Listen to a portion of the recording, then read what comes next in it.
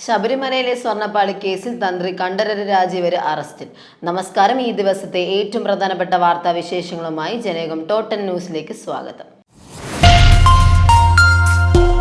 ശബരിമലയിലെ സ്വർണ്ണപ്പാളി മോഷണ കേസിൽ തന്ത്രി കണ്ഠരര് രാജീവരനെ പ്രത്യേക അന്വേഷണ സംഘം അറസ്റ്റ് ചെയ്തു. കസ്റ്റഡിയിലെടുത്ത് വിശദമായി ചോദ്യം ചെയ്തതിന് പിന്നാലെയാണ് നടപടി. കേസിലെ മുഖ്യപ്രതിയായ ഉണ്ണികൃഷ്ണൻ പോറ്റിക്ക് ശബരിമലയിൽ സ്വാധീനമുറപ്പിക്കാൻ തന്ത്രി കുടുംബത്തിന്റെ ഒത്താശ ലഭിച്ചുവെന്നാണ് അന്വേഷണ സംഘത്തിന്റെ കണ്ടെത്തൽ. 2004 ബംഗളൂരു ശ്രീരാംപൂർ ധർമ്മശാസ്ത്ര ക്ഷേത്രത്തിലെ പൂജാരിയായിരുന്നു പോറ്റി. അവിടുത്തെ തന്ത്രിയായിരുന്ന കണ്ഠരര് രാജീവരുമായുള്ള ബന്ധം ഉപയോഗിച്ചാണ് ശബരിമലയിൽ എത്തിയത്. അന്ന് കോൺഗ്രസ് നേതാവ് ജി രാമൻ നായരായിരുന്നു തിരുവിതാംകൂർ ദേവസ്വം ബോർഡിന്റെ പ്രസിഡന്റ്.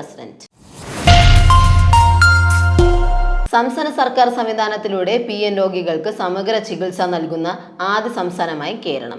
അപൂർവ രോഗമായ പ്ലെക്സിഫോം ന്യൂറോഫൈബ്രോമാറ്റോസിസ് രോഗങ്ങൾക്കാണ് സൗജന്യ ചികിത്സ ലഭ്യമാകുന്നത്. സംസ്ഥാന ആരോഗ്യ വകുപ്പ് നടപ്പിലാക്കിയ കെയർ അപൂർവ രോഗ ചികിത്സാ പദ്ധതിയുടെ ഭാഗമായാണ് PN രോഗികൾക്ക് സമഗ്ര ചികിത്സയും മരുന്ന് സഹായവും നൽകി തുടങ്ങിയത്. കേന്ദ്ര സർക്കാരിന്റെ NPRD പദ്ധതിയിൽ ഉൾപ്പെടാത്ത രോഗികൾക്ക് പരിചരണം ലഭിക്കുന്നത് ബുദ്ധിമുട്ടേറിയ ഘട്ടത്തിൽ ആരോഗ്യ വകുപ്പ് മന്ത്രി വീണ ജോർജിന്റെ നിർദ്ദേശപ്രകാരം കെയർ പദ്ധതിയിലൂടെ ഈ പ്രശ്നത്തിന് പരിഹാരമാകുകയായിരുന്നു. തിരുവനന്തപുരം SAT ആശുപത്രിയിൽ ചികിത്സയിലുള്ള കുഞ്ഞിനാണ് 10 ലക്ഷം രൂപയുടെ ആദ്യ മരുന്ന് നൽകിയത്.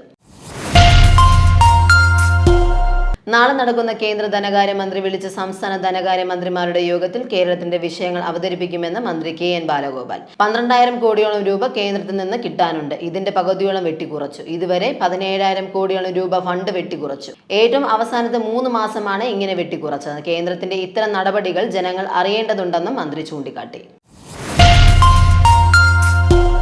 രാഹുൽ മാങ്കൂട്ടത്തിൽ MLAക്കെതിരായ ബലാത്സംഗ പരാതി പിൻവലിക്കണമെന്ന് BJP നേതാക്കൾ ആവശ്യപ്പെട്ടുവെന്നും പറ്റില്ലെന്ന് പറഞ്ഞപ്പോഴാണ് പാർട്ടിയിൽ നിന്നും പുറത്താക്കിയതെന്നും വെളിപ്പെടുത്തലുമായി അതിജീവിതയുടെ ഭർത്താവ്. രാഹുലുമായുള്ള BJP നേതാക്കളുടെ ബന്ധമാണ് നീക്കങ്ങൾക്ക് പിന്നിൽ. തന്റെ വിശദീകരണം പോലും കേൾക്കാൻ നേതൃത്വം തയ്യാറായില്ലെന്നും പരാതിയുമായി താൻ മുന്നോട്ടു പോകുമെന്ന് അറിയിച്ചതാണ് പ്രകോപനത്തിന് കാരണമായതെന്നും അദ്ദേഹം പറഞ്ഞു. ബീഹാർ മുൻ മുഖ്യമന്ത്രിയും RJD അധ്യക്ഷനുമായ ലാലു പ്രസാദ് യാദവിനും കുടുംബത്തിനും തിരിച്ചടി. റെയിൽവേയിലെ ജോലിക്ക് പകരമായി ഭൂമി കൈക്കൂലി വാങ്ങിയെന്ന അഴിമതി കേസിൽ ലാലു പ്രസാദ് യാദവിനും കുടുംബത്തിനുമെതിരെ കോടതി കുറ്റം ചുമത്തി. ഡൽഹിയിലെ റോസ് അവന്യൂ കോടതിയാണ് ലാലുവിനും കുടുംബാംഗങ്ങൾക്കുമെതിരെ വിചാരണ തുടങ്ങാൻ ഉത്തരവിട്ടത്. ഭാര്യ രാബ്രി ദേവി, മക്കളായ തേജസ്വി യാദവ്, തേജ് പ്രതാപ് യാദവ് എന്നിവരും വിചാരണ നേരിടും.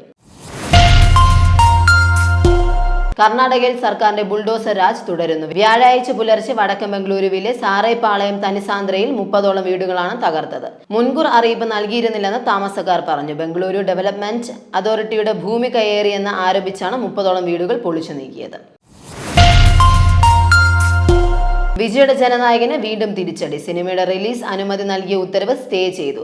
സിനിമയ്ക്ക് ഉടൻ UA സർട്ടിഫിക്കറ്റ് നൽകണമെന്നായിരുന്നു തമിഴ്നാട് ഹൈക്കോടതി ഉത്തരവ്. ഇതിനെതിരെ സെൻസർ ബോർഡ് ഡിവിഷണൽ ബെഞ്ചിനെ സമീപിച്ചിരുന്നു. കേസിൽ തുടർവാദം കേൾക്കുന്നതിനായി ജനുവരി 21 മാറ്റിവെച്ചു. ഇറാനിൽ സർക്കാർ വിരുദ്ധ പ്രക്ഷോഭം 12ാം ദിവസത്തിലേക്ക്. രാജ്യവ്യാപക പ്രതിഷേധങ്ങളിൽ സംഘർഷം ഉടലെടുക്കുകയും ഇന്റർനെറ്റും വൈദ്യുതിയും വിച്ഛേദിക്കപ്പെടുകയും ചെയ്തു. നാടുകടത്തപ്പെട്ട കിരീടാവകാശി റസ പഹ്ലവി ബഹുജന പ്രക്ഷോഭത്തിന് ആഹ്വാനം ചെയ്തതിന് പിന്നാലെയാണ് പുതിയ സംഘർഷങ്ങൾ. ഇതുവരെയും സംഘർഷങ്ങളിൽ 45 പേരാണ് കൊല്ലപ്പെട്ടത്. 2260-ൽ പേരെ കസ്റ്റഡിയിൽ എടുക്കുകയും ചെയ്തു. അമേരിക്ക ഗ്രീൻലാൻഡിനെ ആക്രമിച്ചാൽ വിവരമറിയുമെന്ന് ഡാനിഷ് പ്രതിരോധ മന്ത്രാലയത്തിന്റെ താക്കീത്. സൈനികർ ആദ്യം വെടിവെച്ച് കഴിഞ്ഞിട്ടായിരിക്കും പിന്നീട് ചോദ്യങ്ങൾ ചോദിക്കുകയെന്നും മന്ത്രാലയം മുന്നറിയിപ്പ് നൽകി. ഉന്നത ഉദ്യോഗസ്ഥരുടെ ഉത്തരവുകൾക്കായി കാത്തുനിൽക്കാതെ സൈനികർക്ക് ആക്രമണകാരികളെ നേരിടാമെന്ന് നിഷ്കർഷിക്കുന്ന 1952 സൈന്യത്തിന്റെ ഇടപെടൽ നിയമം നിലനിൽക്കെയാണ് മന്ത്രാലയം ഇത്തരത്തിൽ പ്രതികരിച്ചത്. നാറ്റോയുടെ ഭാഗമായ ഗ്രീൻലാൻഡ് പിടിച്ചെടുക്കാൻ US പ്രസിഡന്റ് ഡൊണാൾഡ് ട്രംപ് ശ്രമം നടത്തുന്നതിനിടെയാണ് ഡാനിഷ് മന്ത്രാലയം നിലപാട് വ്യക്തമാക്കിയത്. തെക്കു പടിഞ്ഞാറൻ ബംഗാൾ ഉൾക്കടലിന് മുകളിലായി അതിതീവ്ര ന്യൂനമർദ്ദം. ഇത് വടക്ക് പടിഞ്ഞാറൻ ദിശയിൽ നീങ്ങി 10-ന് ഉച്ചയോടെയോ ഉച്ചയ്ക്ക് ശേഷമോ വടക്കൻ ശ്രീലങ്കയ്ക്ക് മുകളിൽ ട്രിങ്കോമാലിക്കും ജഫ്നയ്ക്കും ഇടയിൽ കരയിൽ പ്രവേശിക്കാൻ സാധ്യതയുള്ളതായി കേന്ദ്ര കാലാവസ്ഥാ വകുപ്പ് അറിയിച്ചു. തെക്കൻ കേരളത്തിന് സമീപം തെക്ക് കിഴക്കൻ അറബിക്കടലിന് മുകളിൽ ചക്രവാത ചുഴി സ്ഥിതി ചെയ്യുന്നു. കേരളത്തിൽ 9 മുതൽ 13 വരെ നേരിയതോ അഥവാ ഇടതരം മഴയ്ക്ക് സാധ്യതയുണ്ടെന്ന് കേന്ദ്ര കാലാവസ്ഥാ വകുപ്പ് അറിയിച്ചു. ജനകം ടോപ്പ് 10 ന്യൂസിലൂടെ വീണ്ടും കാണാം. കൂടുതൽ വാർത്തകൾക്കും വിശേഷങ്ങൾക്കുമായി ജനകം വെബ്സൈറ്റ്, YouTube ചാനലുകൾ സന്ദർശിക്കുക.